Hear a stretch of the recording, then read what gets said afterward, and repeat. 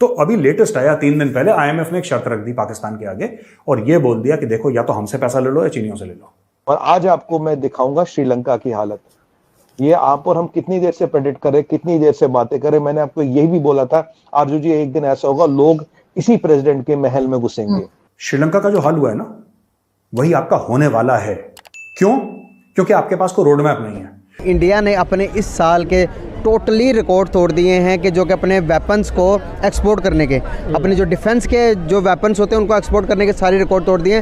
13,000 करोड़ का बिजनेस किया है। क्या समझते हो, आपकी कितनी बड़ी अचीवमेंट है इंडिया के लिए, और पाकिस्तान को इससे क्या कुछ सीखने को मिल सकता है? पाकिस्तान पर इंडिया की जानिब से अब ये इल्ज़ाम लगाया जा रहा है कि हम इंडिया की गंदम चोरी कर रहे हैं, और गंदम भी कौन सी, जो कि इंसानी बुनियादों पर और हंगामी बुनियादों पर अफ़गानिस्तान के अवाम की मदद के लिए इंडिया वो गंदम पाकिस्तान के रास्ते अफ़गानिस्तान भेज रहा था। पाकिस्तान ना सिर्फ ये कि उस गंदम को चोरी कर रहा है, स्मगल कर रहा है, बल्कि पाकिस्तान इसको ज़ख़ीरा कर रहा है। नमस्कार दोस्तों, जय हिंद। स्वागत है आप सभी का वन हिंदुस्तान न्यूज़ में।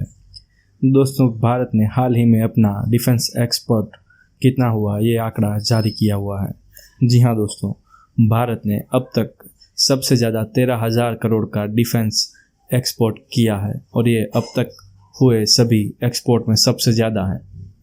दोस्तों, आपको बता दें कि भारत अब विदेश में अपने हथियार बेचने के लिए बहुत बड़े पैमाने पर योजनाएं बना रहा है, जिसके तहत अब ज़्यादातर ब्रह्मोस और दूसरी सुपरसोनिक मिसाइलें भारत दूसरे देशों में एक्सपोर्ट कर रहा है। और ये सब देखकर पाकिस्तानी मीडिया को मिर्ची लग रही है, क्योंकि वो नहीं जानता कि भारत अब इतना सक्षम हो चुका है कि अब वो निर्यात की जगह आयात में भी कमी कर रहा है। दोस्तों, अगर आपको हमारा चैनल अच्छा लगता है तो कृपया हमारे चैनल को सब्सक्राइब करें और बेल आइकन दबा दें। जय हिंद, जय भारत। आपका आईपीआर इतना चुरा रहा है चाइना, ये एफबीआई तो पहले भी यूएस में बोल चुका, चाइना आपका इतना आईपीआर चुरा रहा है जितना दुनिया की सारी कंट्रियां मिलके नहीं चुरा रही। आइडिया क्या? आइडिया है डोमिनेंस। उन्होंने वर्ड यूज किया जो मैं हमेशा यूज करता हूं, इकोनॉमिक टेररिज्म। ये इकोनॉमिक टेररिज्म है चाइना का, ताकि आपके मार्केटों को कैप्चर किया जाए, आपकी टेक्नोलॉजी को चिराया जाए। क्या श्रीलंका टाइप सिचुएशन बन सकती है इनकी? रोहित जी, जो आपने विषय छेड़ा है बहुत ही ज्वलंत विषय है। कारण क्या है? क्योंकि अगर किसी को चोट लगी और वो बैंडेड लगाए तो उसका क्या होगा भाई? चोट तो बैंडेड से ठीक नहीं होगी ना। बैंडेड से आपको लगेगा हाँ मैं कुछ कर रहा हूं, पर कुछ होगा नहीं।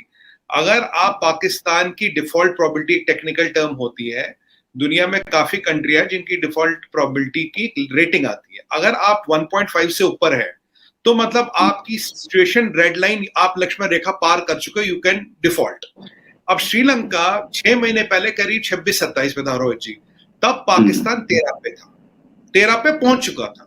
फिर इन्होंने सऊदियों से पैसा लिया, फिर उन्होंने चीनियों से पैसा लिया। अब चीनियों से पैसा कैसे लिया, किन शर्तों पे लिया, क्या गिरवी रख के लिया और क्या क्या गिरवी नहीं रखा, बात तो ये है वो किसी को नहीं पता। तो तब इनकी डिफॉल्ट प्रोबेबिलिटी मैंने लास्ट देखी थी 15-16 तक पहुंच गई थी।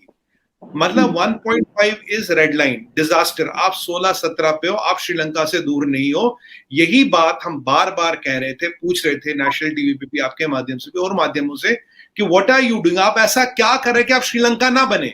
अब देखिए, जो 2 बिलियन 3 बिलियन इधर से आया उधर से आया, इससे बैंडेड का काम करता है। ये कोई उपचार नहीं है, ये कोई सोल्यूशन नहीं है, इससे कुछ होगा नहीं। हाँ, आज आप डिफॉल्ट नहीं करोगे, 3 महीने बाद करोगे, 2 महीने बाद करोगे, 1 महीने बाद करोगे, पर होना निश्चित है। अगर आपको बाहुबली का एक डायलॉग याद होता जो राजमाता कहती, बाहुबली की मृत्यु निश्चित है, यहां डिफॉल्ट भी निश्चित है। आप ये मान के चलिए, डिफॉल्ट से कोई नहीं बचा सकता।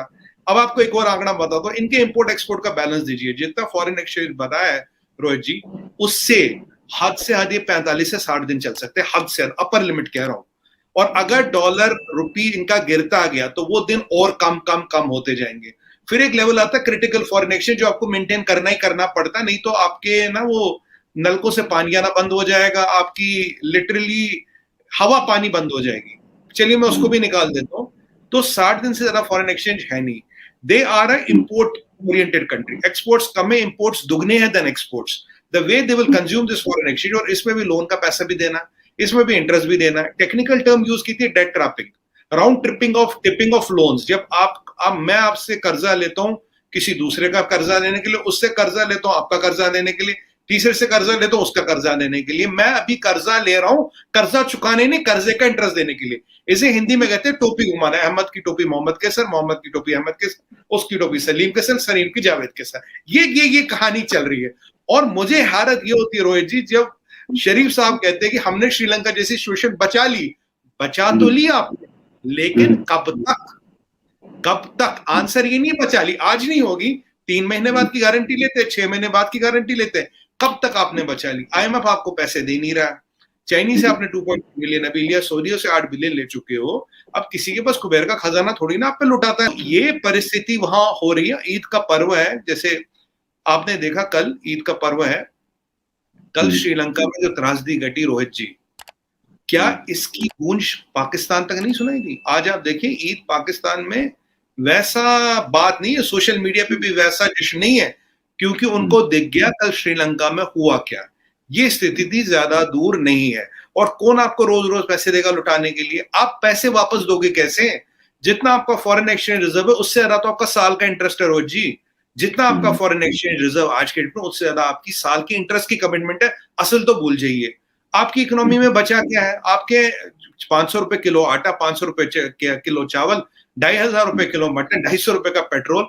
तो आप मुझे बताइए, इसमें कोई परिस्थिति नहीं बन रही, इसमें दोगे क्या? हाँ, एक चीज जरूर आपके पास है, वो है आपका न्यूक्लियर आर्सेनल। उसको आप टेबल पे रख के दुनिया को ब्लैकमेल जरूर कर सकते हो, और कर भी रहे हो। और दुनिया आपसे ये ना, दुनिया आपको इसका लिहाज कर रहा है। आप पहले हमने बात की थी, शेख रशीद साहब कह रहे थे इस्लामाबाद में अगर आप बर्गर ले तो कोई आपका बर्गर छीन लेगा। तब मैंने किसी सज्जन से कहा था, पाकिस्तान मीडिया कह रहे नहीं ऐसा कुछ नहीं है, शेख रशीद तो झूठ बोल रहा है। मैंने कहा भाई, जो आपके शुरू से अंत तक मिनिस्टर रहे, आप कह रहे वो झूठ बोल रहे हैं? कह रहे बिल्कुल झूठ बोल रहे शेख रशीद। अच्छा, पाकिस्तानी तो लालची हैं ही। उन्होंने IMF को, क्योंकि उनको IMF से भी पैसा चाहिए था, उनको तो हर 2 महीने में पैसा चाहिए ना किसी से। बिना पैसे लिए तो कहां उनका दिन पूरा होता है। तो उन्होंने फिर एक काम करा, उन्होंने बोला कि भाइयों एक काम करो, IMF को बोला कि ये दो चाइनीज लोन्स। IMF ने कागज देखे, IMF का गला सूख गया। IMF ने पाकिस्तानी को बुलाया, बोला यार तुम लोगों ने कर क्या रखा है? अपने मुल्क को बेच दिया तुमने, और फिर तुम हमारे पास आओगे जी पैसा दे दो। तो अभी लेटेस्ट आया 3 दिन पहले, IMF ने एक शर्त रख दी पाकिस्तान के आगे, और यह बोल दिया कि देखो या तो हमसे पैसा ले लो या चीनियों से ले लो,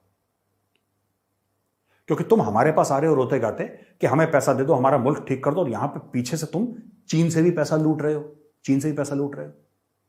तो ये बनेगी कैसे बात? ये बात कैसे बनेगी बताओ ना? चीन से जो तुम पैसा ले रहे हो, तुम इतने हाई लेवल पे ले रहे हो, इंटरेस्ट पे, इतने ब्याज दर इतना ऊंचा है कि तुम वो कभी लोन वापस कर ही नहीं सकते। तुम्हारी पुश्तें बीत जाएंगी, तुम चीनियों का पैसा वापस नहीं कर पाओगे। लेकिन हर दूसरे महीने में तुम बीजिंग पहुंच जाते हो और हाथ में कटोरा लेके खैर तुम सऊदी भी पहुंचते हो, तुम UAE भी पहुंचते हो, तुम IMF के पास भी पहुंचते हो। लेकिन चीन के लिए तुम्हारा कटोरा थोड़ा सा वो सोने वाला, वो नक्काशी वाला कटोरा है, तुम उसको लेके पहुंच जाते हो कि ये पाक चीन भाई भाई और फलाना ढिमका और पैसे दे दो। अच्छा, बीच में उन्होंने $2.5 अरब भी दे दिए इनको, क्योंकि उनको पता है ना, उनको पता है वो 15-20 अरब दे देंगे, बोलेंगे कराची हमारा हुआ। वो फिर 15-20 अरब दे देंगे, बोलेंगे लाहौर हमारा हुआ। फिर 15-20 अरब दे देंगे, बोलेंगे इस्लामाबाद हमारा। वो तो पूरा मुल्क खरीद लेंगे इनका, और ये बेचने के लिए बैठे हैं। पाकिस्तान का जो अशराफिया है, पाकिस्तान का एलीट है, पाकिस्तान को, जैसे इनकी फौज है ना, पाकिस्तानी आर्मी दोस्तों, हर जगह DHA बना रखे हैं, डिफेंस हाउसिंग जो अथॉरिटीज हैं, ये प्लॉट काट काट के बेचना। इन्होंने पूरे पाकिस्तान का कॉर्नर प्लॉट बना रखा है, बेच बेच के चाइनीज को बेच रहे हैं लोग। श्रीलंका का जो हाल हुआ है ना, वही आपका होने वाला है। क्यों? क्योंकि आपके पास कोई रोड मैप नहीं है। और श्रीलंकन्स में इतनी गैरत तो है कि सड़क पे आ रहे हैं। श्रीलंकन्स में इतनी हिम्मत तो है कि वो सड़क पे आ रहे हैं। श्रीलंकन्स में इतनी करेज है, इतना कैरेक्टर है कि उन्होंने बोला कि नहीं, हटाओ इसको। आप तो वो भी नहीं करोगे। पूरे अशराफिया के पास डुअल पासपोर्ट है, ये तो जहाज में बैठ के फुर्र हो जाएंगे बाहर। आप कोई पकड़ में थोड़ा ना आएंगे, ना इमरान खान पकड़ में आएगा, ना नवाज शरीफ पकड़ में आएगा, ना जरदारी पकड़। इमरान खान का डुअल पासपोर्ट नहीं है, मैं वो नहीं कह रहा, लेकिन वे भाग जाएंगे दुबई, पाकिस्तानी पासपोर्ट पे दुबई भाग जाएंगे। कौन इनको रोक पाएगा यार? Nobody can stop them. ये चले जाएंगे अपने मुल्क को डुबा के। सर, अगर हम बात करें ब्रिटिश इंटेलिजेंस की बात करें, हम FBI की बात करें, अमेरिकन इंटेलिजेंस की, और हम देखें कि चाइना के साथ क्यों आप समझते हैं कि कहा जा रहा है कि एक तरह से थ्रेट की बात की जा रही है चाइना को लेकर? आरजू जी, ये बड़ा अच्छा विषय छेड़ा आपने। देखिए, अगर हम देखें तो मैं पिछले 3 साल से ये बात कह रहा हूँ, इस पे लिख चुका हूँ, कई सारे डिबेट कर चुका हूँ, प्रेडिक्ट कर चुका हूँ। अब ये कि आप बोले, हम बोले, छोटे लोग बोलते, कोई सुनता नहीं, कोई बड़ा आदमी बोले तो सुन लेता। यहाँ इंडिविजुअल है और एनालिसिस है, वहां अथॉरिटी है और फेडरल बॉडीज है। मतलब यहाँ बोलते यार इंडिविजुअल का एनालिसिस है, सही भी हो सकता है, गलत भी हो सकता है, पर वहां एक फेडरल बॉडी है, अथॉरिटी है। अगर वो लोग बोल रहे तो इसकी बात में जरूर दम है। आज पहली बार दुनिया के इतिहास में पिछले 40-50 सालों में FBI और MI5 ब्रिटिश इंटेलिजेंस एक प्लेटफॉर्म पे आती है और एक प्रेस कॉन्फ्रेंस देती है। यूजुअली ये जो रिपोर्टें होती ये कभी पब्लिक में नहीं आती, जिसको पहुंचानी तो पहुंच जाती है, पर अगर आप आके एक प्रेस कॉन्फ्रेंस देके दुनिया को बता रहे, जर्नलिस्टों को बता रहे, प्रेस को बता रहे हो, तो ये मान लीजिए बहुत ही गंभीर विषय है, क्योंकि वो क्लियरली बोल रहे कि दुनिया की पीस और सिक्योरिटी को सबसे बड़ा थ्रेट चाइना से। ये सुमित पीर नहीं कह रहा, मेरा आर्टिकल भी छोड़ दीजिए, मेरा प्रेडिक्शन भी छोड़ दीजिए, अब MI5 और FBI मिलके आपको कह रहे हैं। क्यों? क्योंकि आपने देखा पीछे बोरिस जॉनसन साहब की कुर्सी हिली, मैंने बात की थी, मैंने बोला फोर्सेस लगे इसके पीछे, 2 दिन पहले की बात है, और उसी दिन के आसपास